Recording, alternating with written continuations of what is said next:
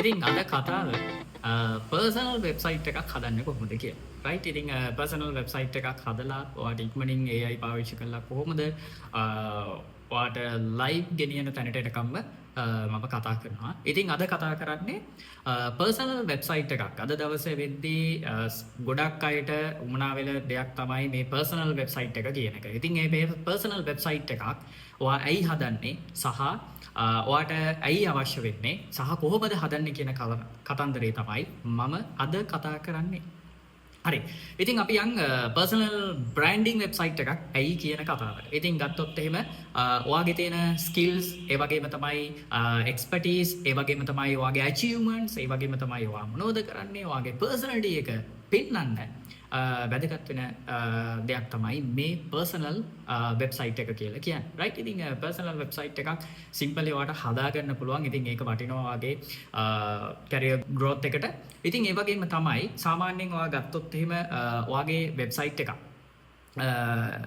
ඔයාට අවශ්‍ය වෙන්නේ ඔයාගේ පර්සනල් ඔයා මොනවා හරි ෆ්‍රීලාන්සර් කෙනෙක් විදියට වැඩ කරනවා නම්, එහෙම නැත්නම් ඔයාට හොඳ බිස්නස් එකක් තියෙනවා නම්, ඔයා බිස්නස් ඕනර් කෙනෙක් නම්, ඒ වගේම ඕනර් කෙනෙක් වෙන්න ඉන්නවා නම්, ඒ වගේම හොඳ රිසර්ච් එකක් කරන කෙනෙක් නම්, ඒ වගේම තමයි ඔයා හොඳ ලෙක්චර් කෙනෙක්, ඒ වගේම තමයි ඔයාගේ පර්සනල් ඔයා මොනවා හරි කන්ටෙන්ට් ක්‍රියේට් කරලා ඉන්ෆ්ලුවෙන්සර් කෙනෙක් විදියට වැඩ කරනවා නම්, ඒ වගේම තමයි දැන් අනාගතේ ඉස්සරහට ඔයාගේ පර්සනල් කන්ටෙන්ට් ක්‍රියේට් කරනවා කියන්නේ ඔයාට මොනිටයිසේෂන් කරලා ඔයාට earn කරන්නත් හැකියාව තියෙනවා. ඉතින් ඒ වගේම තමයි ඔයා මොනවා හරි ස්පෙෂල් කෝචර්ස්ලට සහ ඒ වගේම තමයි ඔයා ස්පෙෂල් මොනවා හරි සර්විස් එකක් සප්ලයි කරනවා නම් මේ වගේ ඔයාට පර්සනල් බ්‍රෑන්ඩින් වෙබ්සයිට් එකක් කියන එක අනිවාර්යයෙන්ම අවශ්‍ය වෙනවා. ඉතින් මෙන්න මේ අවශ්‍ය වෙන වෙබ්සයිට් එකක් කොහොමද හදාගන්නේ? අන්න ඒක තමයි මම ඊළඟ කාරණේ විදිහට කතා කරන්නේ. ඔයා පර්සනල් වෙබ්සයිට් එකක් හදන්න මුලින්ම පොඩි ප්ලෑන් එකක් ඔයා ගන්න. රයිට්. ඔයා පොඩි කටුකොලයක් අරගෙන එහෙම නැත්නම් ඔයා පොතක් අරගෙන ඔයා ප්ලෑන් කරගන්න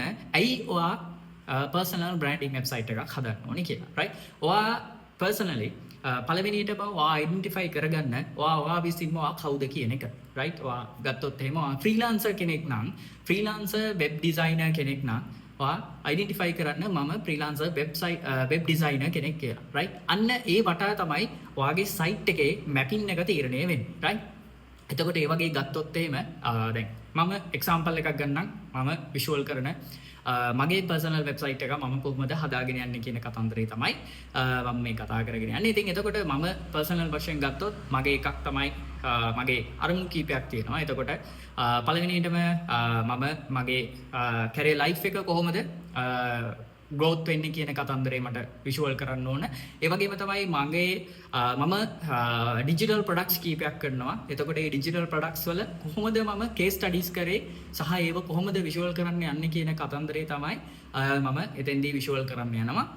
ඒ වගේම තමයි මම අවුරුදු කීපයක් තිස්සේ නම් ඉගෙනගත්තු දේවල් ටික කොහොමද ආටිකල්ස් වලින් මගේ සයිට් එක through මම කට්ටියට දැනුවත් කරන්න කියන කතන්දරේ කරගෙන යනවා. ඒ වගේම තමයි මගේ ලයිෆ් එකේ තියෙන achievement සහ entertainment පැත්ත. ඉතින් මේ පැත්ත විෂුවල් කරන්න තමයි මම මගේ වෙබ්සයිට් එක පාවිච්චි කරන්නේ. ඉතින් එතකොට වෙබ්සයිට් එක පාවිච්චි කරද්දී ඉතින් වෙබ්සයිට් එකේ මම පළවෙනියටම පොඩි ස්ට්‍රක්චර් එකක් ප්ලෑන් කරගන්නවා. එතකොට සාමාන්‍යයෙන් සයිට් එකක් ගත්තොත් අපිට පුළුවන් වෙනවා. දැන් මගේ පර්සනල් මම හදන්න යන වෙබ්සයිට් එක ගත්තොත් මට pages 5කට විතර ලිමිට් කරගන්න පුළුවන්. රයිට්. ඉතින් අපි බලමු දැන් මම ගත්තොත් මට ලෑන්ඩින් පේජ් එකක් ඕන. ඒ කියන්නේ යූසර් කෙනෙක් එන පළවෙනි පේජ් එක තමයි ලෑන්ඩින් පේජ් එක කියලා කියන්නේ. එතකොට ඒක ටිකක් ලෑන්ඩින් පේජ් එක ටිකක් ඇට්‍රැක්ටිව් විදියට රයිට් ඩිසයින් එක පොඩක් ලස්සනට තියෙන්න ඕන. ඉතින් එතෙන්දී අර හීරෝ සෙක්ෂන් එක තමයි මුලින්ම සයිට් එකට යූසර් කෙනෙක් ඇවිල්ලා ලෑන්ඩ් වෙන්නේ. ඉතින් එතකොට ඒ සෙක්ෂන් එක මම ලස්සනට තියාගන්න ඕන. ඒ වගේම තමයි මගේ හෝම් පේජ් එකේ මම සෙක්ෂන්ස් 5කට විතර තීරණය කරනවා. රයිට්. මම කවුද කියලා ෂෝට් ඩිස්ක්‍රිප්ෂන් එකක් තියෙනවා. ඊට අමතරව මම කරන කේස් ස්ටඩීස් මොනවද කියලා විෂුවල් කරනවා. ඩිජිටල් බ්‍රෑන්ඩින් මොනවද මම හදාගෙන යන්නේ කියලා.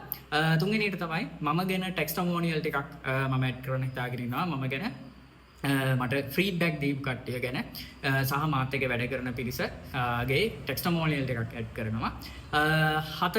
පස්වෙනි සෙක්ෂන් එක විදියට contact us section එක තමයි මම ඩිසයින් කරන්න යන්නේ. රයිට්. ඉතින් ඔය පළවෙනි page එක තමයි මම ඔයාලට කිව්වේ කොහොමද හදාගන්නේ කියලා. ඊට පස්සේ අපි දෙවෙනි page එකට ගියොත් දෙවෙනි page එකේ තියෙන about us. දෙවෙනි page එක ඒ කියන්නේ මම කවුද කියලා identify කරන එක තමයි කරන්නේ. ඉතින් එතකොට දෙවෙනි page එකේදී මම plan කරනවා මගේ about us එක, ඒ කියන්නේ මම කවුද කියලා පොඩි description එකක් දාගන්න.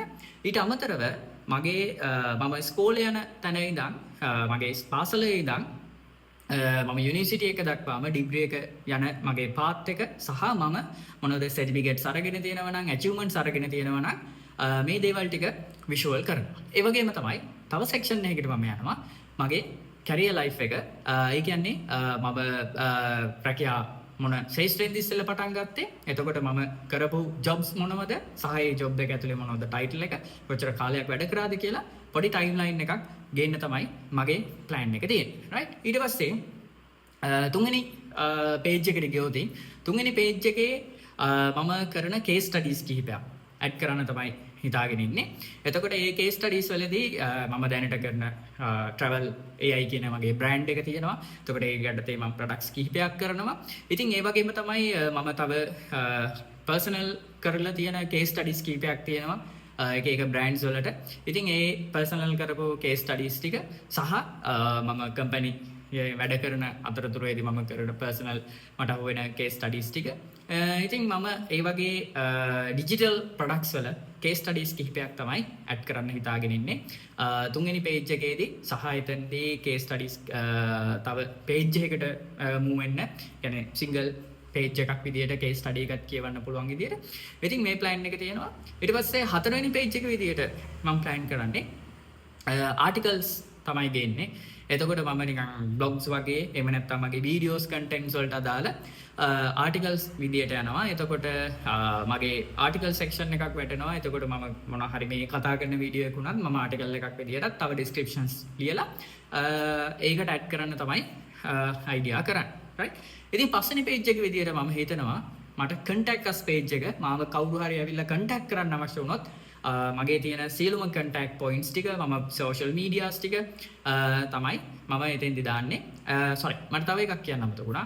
අර මම blog article මේ මට article ලියන එකේම මගේ entertainment පැත්ත මම visual කරන්නත් idea එකක් තියෙනවා. ඉතින් මෙන්න මේ දේවල් ටික තමයි මගේ personal website එකේ hierarchy එක විදියට මම plan කරන්නේ. ඉතින් මේ hierarchy එක ඔයාලට පුළුවන්. ඔයාට idea එකක් නැත්තම් ඔයාලට පුළුවන් AI tools තියෙනවා ChatGPT, Gemini මේ ඕනම tool එකකට ඔයා prompt කරලා ඔයාට just පොඩි idea එකක් ඔයාට map කරගන්න පුළුවන්. ඔයාගේ personal website එක හදාගන්න ඕනේ කොහොමද කියලා. right. ඉතින් මෙන්න මේ website එක හදාගෙන යන එක ඔයාට පුළුවන් FigJam කියන tool එක පාවිච්චි කරලා ඔයාගේ mapping එක කරගන්න පුළුවන්. right. සහ මේ හැම section එකකටම අදාළ content එක ඔයා හදාගන්න. right. අන්න ඒක අනිවාර්යයෙන්ම අත්‍යවශ්‍ය වෙනවා. ඔයා මොන වගේ content plan එකක්ද මොන වගේ content structure එකක්ද ඔයාට එන්න ඕනි කියලා ඒකත් ඔයාට AI tool එකම පාවිච්චි කරන්න පුළුවන් කිසිම ප්‍රශ්නයක් නැතුව. right. මෙන්න මේ විදිහේ document එකක් ඔයා පළවෙනියටම ඔයාගේ personal branding website එක හදන්න කලින් ඔයාගේ personal branding website එකට අදාළ PRD එක ඔයා හදාගන්න. ඊළඟ වීඩියෝ එකෙන් මම ගේන්නම් කොහොමද අපි PRD එකත් එක්ක අපි AI පාවිච්චි කරලා ඔයාගේ වෙබ්සයිට් එක ටක් ගාලා ඩෙවලොප් කරගන්න කියලා. right. එහෙනම් thank you very much මේ වීඩියෝ එක බලුවට. TikTok මගේ channel එක follow කරලා තියාගන්න. right. මේ වගේ videos මම සතියෙන් සතිය ගේනවා.